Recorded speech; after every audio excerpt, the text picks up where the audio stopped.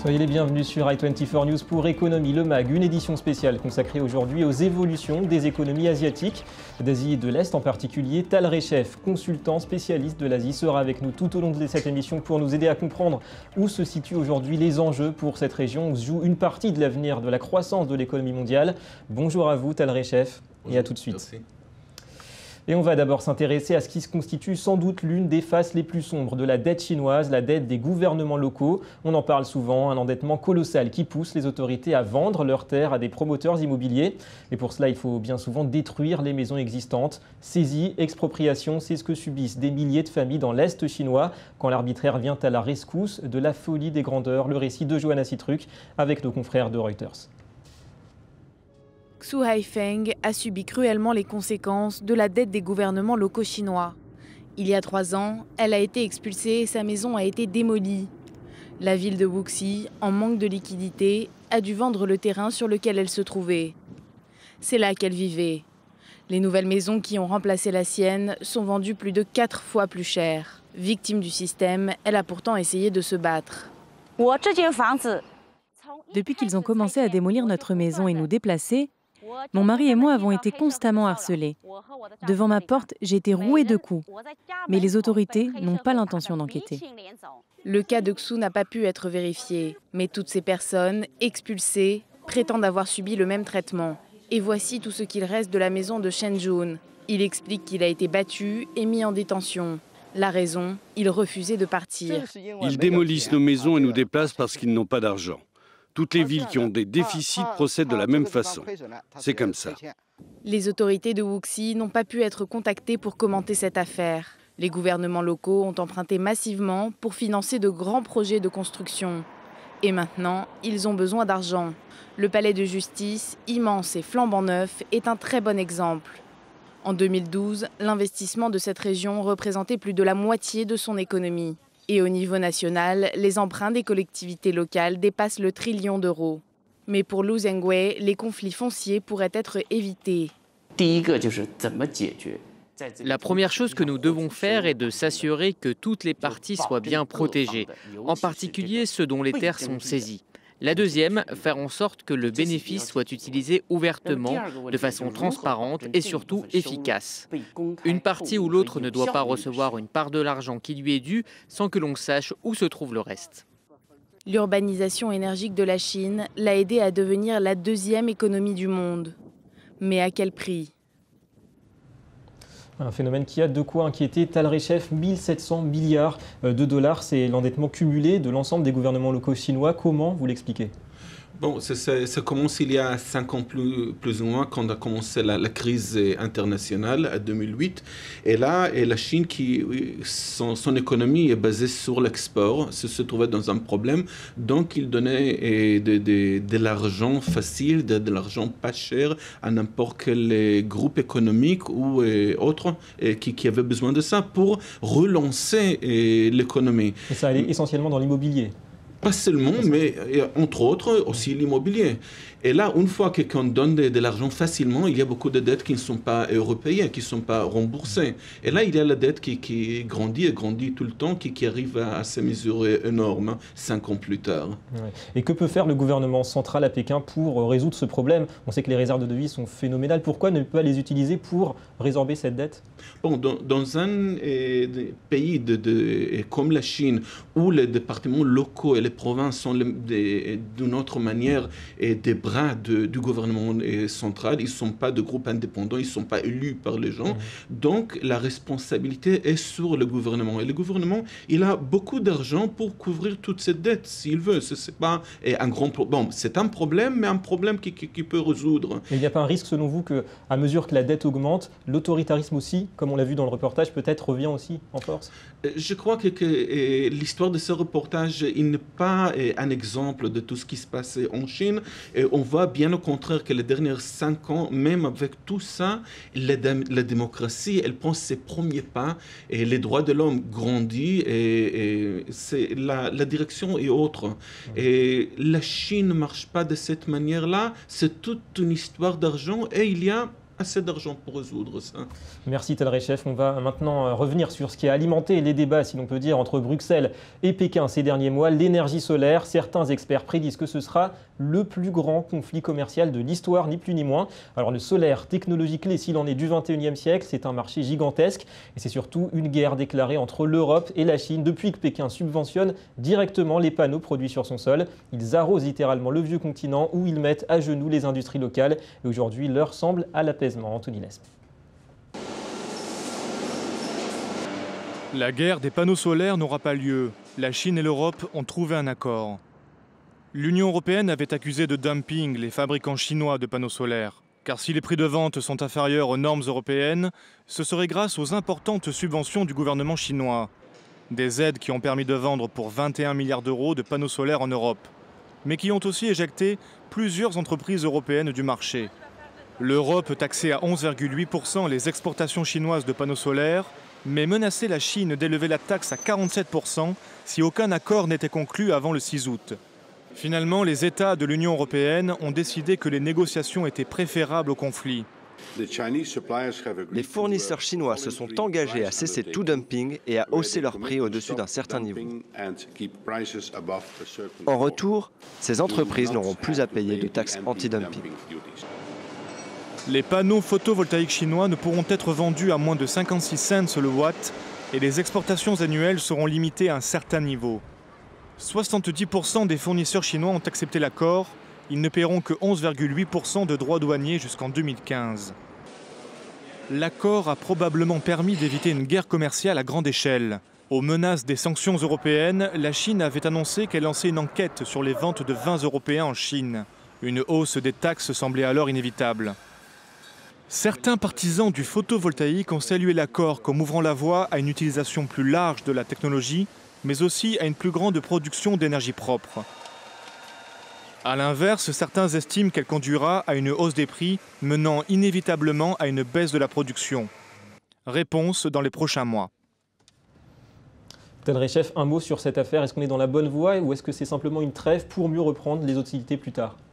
Je crains que c'est un épisode, une histoire de guerre économique qui va continuer, parce que ça, c'est la manière chinoise de lancer les secteurs de l'économie chinoise qu'ils veulent lancer.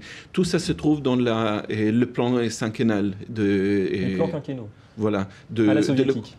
Et oui, à la manière soviétique, qui continue à servir la Chine, même qu'elle n'est plus soviétique. Mais les choses sont arrangées, et les choses sont planifiées. Il y a des secteurs qui doivent être dans le front. Et un de ces secteurs-là, c'est la production de produits, disons, économiques, des nouvelles énergies et tout ça. Donc, ils utilisent tous les moyens qui sont à la main d'un gouvernement qui n'est pas démocratique de la manière occidentale. Et donc, même si on arrive à une trêve, à un accord au sujet de ces panneaux-là, on se trouvera dans une guerre dans les autres secteurs. Oui, parce qu'il y a d'autres secteurs qui attendent à la porte. Merci Tal. On va se tourner à présent vers le sud de l'Asie. Dans ces contrées, le riz est omniprésent. En Thaïlande, il faisait la richesse du pays, mais ces dernières années, il est brusquement devenu un casse-tête et même un fardeau. L'actuel Premier ministre avait bâti sa campagne sur une formule simple. L'État doit acheter le riz lui-même et au prix fort pour soutenir le pouvoir d'achat des millions de producteurs. Et aujourd'hui, Bangkok constate les dégâts. Les exportations se sont écroulées. Après 30 ans de règne, la Thaïlande se retrouve derrière l'Inde et le Vietnam. Peut-on parler d'une erreur historique? Élément de réponse avec Johanna Citruc.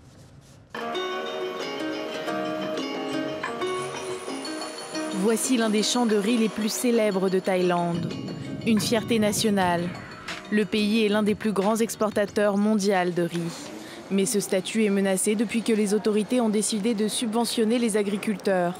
Ils représentent 2/5 de la population thaïlandaise. Le gouvernement rachète donc directement le riz aux paysans à un prix 50% plus élevé que les cours mondiaux. Environ 380 € pour une tonne. L'objectif était de doper les revenus des agriculteurs pour stimuler la demande intérieure. Problème, les stocks s'accumulent depuis des mois et toute la filière pourrait bien être en danger. Vous allez voir beaucoup d'exportateurs faire faillite. Et c'est probablement la fin de l'industrie du riz en Thaïlande. Sur les 20 millions de tonnes produites chaque année, la moitié est généralement exportée. Mais aujourd'hui, le riz thaïlandais est devenu trop cher. Il a perdu en compétitivité. Seuls rescapés de cette histoire, les agriculteurs. Leurs revenus ont considérablement augmenté. Je veux que le programme du gouvernement continue, parce qu'au moins, cela nous aide à vendre le riz à un prix très élevé. Incapable de trouver des acheteurs, le gouvernement a dû stocker 18 millions de tonnes de riz. C'est près de la moitié de ce qui s'échange dans le monde entier chaque année. Autre conséquence négative pour la Thaïlande, ses concurrents, l'Inde et le Vietnam, en profitent pour récupérer des parts de marché. Ils sont coincés parce qu'avec tout ce riz, ils n'ont pas vraiment d'autre possibilité que de continuer comme ça. Faute de quoi, le cours du riz va baisser et ils auront des problèmes politiques.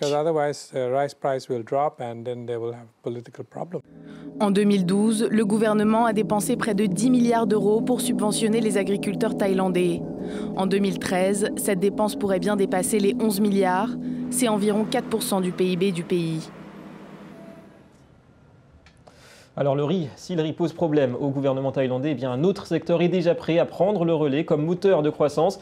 Et moteur, c'est le mot, puisque l'industrie automobile sait peut-être trouver un nouvel Eldorado. Les usines thaïlandaises ont déjà séduit les grands constructeurs japonais et américains. On peut parler d'un phénomène puisqu'entre 2011 et 2012, la production a bondi de 70%. Reportage au cœur des chaînes de production ultra compétitives de la Thaïlande avec les équipes de l'AFP. Il faut 3 jours à ces ouvriers pour monter une voiture. Chaque jour, plus de 1000 nouveaux véhicules sortent des chaînes de production de cette usine Honda de Bangkok. Après des chiffres exceptionnels en 2012, le secteur automobile thaïlandais a poursuivi sur sa lancée avec des ventes records sur les 6 premiers mois de cette année. Un soulagement après une année noire en 2011, de graves inondations avaient forcé de nombreuses entreprises, dont Honda, à fermer leurs usines. Pendant les inondations, nous avons dû fermer l'usine pendant 6 mois et repousser tous nos projets. Mais nous les avons réalisés quand nous avons repris la production. Nous avons lancé 12 modèles de voitures en une année, ce qui est énorme. Ces commandes retardées ont tiré les ventes vers le haut en 2012, année durant laquelle le marché automobile thaïlandais a battu des records de croissance dans le monde entier. Mais le marché domestique, en plein développement, y est aussi pour quelque chose. Le gouvernement accorde une subvention à chaque foyer pour acheter sa première voiture. Malgré les incertitudes pesant sur l'économie et le léger ralentissement des ventes, les constructeurs comme Toyota restent donc optimistes. Nous avons pleinement confiance dans le fait que nous pouvons développer notre industrie ici, en Thaïlande, avec de nombreux clients. Nous pouvons conserver entre 35 et 45% du marché thaïlandais. Les nuages et les problèmes peuvent apparaître, mais dans l'ensemble, l'industrie automobile est tirée par les consommateurs. Les consommateurs équipés de 2 roues veulent des voitures, et je ne pense pas que ce désir va cesser. Selon moi, l'Asie du Sud-Est est la zone où la croissance est la plus prometteuse au monde. À l'exception de l'Europe, les ventes de voitures ont augmenté de 5% l'an dernier à travers le monde. Les États-Unis et l'Asie continuent à connaître une forte croissance de leur parc automobile. La preuve à Bangkok, dont les rues sont chaque jour un peu plus embouteillées par ces nouveaux propriétaires de 4 roues. Voilà peut-être le début d'une success story. Tal Reshef, ça vous surprend cet essor de l'automobile en Thaïlande, en Asie du Sud-Est en général ? Bon, j'ai l'impression qu'il ne s'agit pas d'une histoire tout à fait thaïlandaise. Il s'agit d'une histoire, disons, chinoise plutôt. Parce qu'au début, la production avait lieu au Japon, puis en Corée du Sud. Et là, ces 2 pays-là, ils sont devenus trop chers pour continuer la production. Le niveau de vie a augmenté, donc on délocalise les industries. Voilà, on les délocalise à des endroits qui sont moins chers, et notamment la Chine. Maintenant, ce qui se passe, c'est que la Chine est devenue un peu trop chère. Donc maintenant, le coût de production en Chine, c'est plus ou moins comme en Thaïlande. Donc, et Thaïlande est beaucoup plus compétitive qu'elle était avant.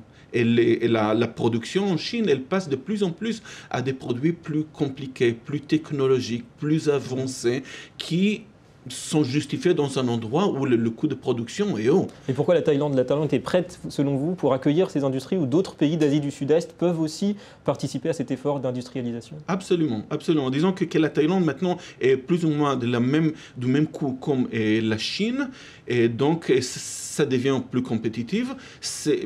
Disons que produire ces automobiles en Philippines ou en Vietnam, c'est même plus compétitif que la Thaïlande. Maintenant, avec le temps qui va passer, parce que l'économie de la Chine va faire une croissance de plus de 7% cette année, et ce qui ne va pas avoir lieu en Thaïlande. Thaïlande ne va pas avoir même pas la moitié de cette croissance. Donc, l'année prochaine, la Chine sera déjà plus chère que la Thaïlande. Aujourd'hui, ils sont plus ou moins égaux. Mais l'année prochaine, la Chine sera déjà plus chère que la Thaïlande. Et l'année d'après, la différence va être plus en plus grande. Donc, avec le temps qui passe, la Thaïlande sera plus attractive pour producteurs. Et des pays comme les Philippines et le Vietnam, même plus que la Thaïlande. Merci beaucoup Tal Reshef pour toutes ces précisions. Merci beaucoup. Voilà, une révolution qui n'en est qu'à ses débuts. On se quitte pour cette spéciale d'Économie le Mag consacrée à l'Asie. Merci à vous de nous avoir suivis. L'info continue sur i24 News. Restez avec nous.